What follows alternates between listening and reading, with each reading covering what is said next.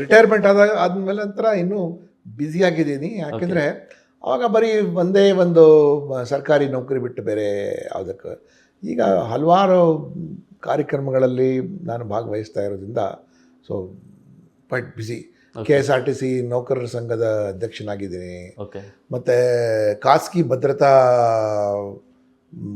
ಏಜೆನ್ಸಿಗಳ ಗೌರವ ಅಧ್ಯಕ್ಷನಾಗಿದ್ದೀನಿ ನಾನು. ಮತ್ತು ಮೊನ್ನೆವರೆಗೂ ಅಖಿಲ ಕರ್ನಾಟಕ ಬ್ರಾಹ್ಮಣ ಮಹಾಸಭಾ ಉಪಾಧ್ಯಕ್ಷನಾಗಿದೆ. ಮತ್ತು ನನ್ನದೇ ಒಂದು ಟ್ರಸ್ಟ್ ನಡೀತಾ ಇದೆ. ದೆನ್ ಒಂದು ವಿಶೇಷವಾದ ಸ್ಕೂಲ್ ಶುರು ಮಾಡಿದ್ದೀನಿ ನಾನು. ಅದು Bharat school of vertical transport ಅಂತ. ಯಾಕೆಂದರೆ ಈ ಲಿಫ್ಟ್ ಮತ್ತು ಎಸ್ಕಲೇಟರ್ಗೆ ಕ್ವಾಲಿಫೈಡ್ ಜನ ಸಿಗ್ತಾ ಇರಲಿಲ್ಲ. ಸೊ ಇವ್ರ ಸಲುವಾಗಿ ನಾನು ಒಬ್ಬರು ಇಂಟರ್ನ್ಯಾಷನಲ್ ಎಕ್ಸ್ಪರ್ಟ್ ಮತ್ತು ಒಬ್ಬರು ಫಿನಾನ್ಷಿಯರ್ ದುಬೈಯಿಂದ ಕರೆಸಿ ಒಂದು ಶಾಲೆ ಕೂಡ ಪ್ರಾರಂಭ ಮಾಡಿ ಮೊದಲನೇ ಬ್ಯಾಚಿನ 130 ಹುಡುಗರಿಗೆ ತಗೊಂಡು ಮೊದಲನೇ 130 ಹುಡುಗರು ತಗೊಂಡೆ. ಅಷ್ಟು ಜನನೂ ಅವ್ರಿಗೆ ಕೋಣೆ ಎಲಿವೇಟರ್ಸ್ ಕೋಣೆ ಲಿಫ್ಟ್ ಕಂಪ್ನಿಲಿ ಕೆಲಸ ಸಿಗ್ಬಿಡ್ತು.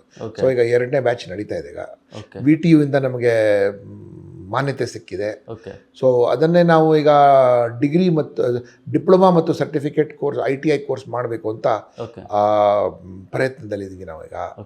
ಅದಲ್ಲದೆ ಪಕ್ಷದ ಏನೇನು ಜವಾಬ್ದಾರಿಗಳಿರ್ತಾರೆ, ವಿಶೇಷವಾಗಿ TV ಚಾನಲಲ್ಲಿ ಪ್ಯಾನಲಿಸ್ಟ್ ಆಗಿ ಅಪಿಯರ್ ಆಗೋವಂಥದ್ದು, ಸ್ಪೋಕ್ಸ್ಮನ್ ಆಗಿ ಇರೋವಂಥದ್ದು, ಅಥವಾ ಲೈಫ್ ಈಸ್ ಕ್ವೈಟ್ ಬ್ಯುಸಿ.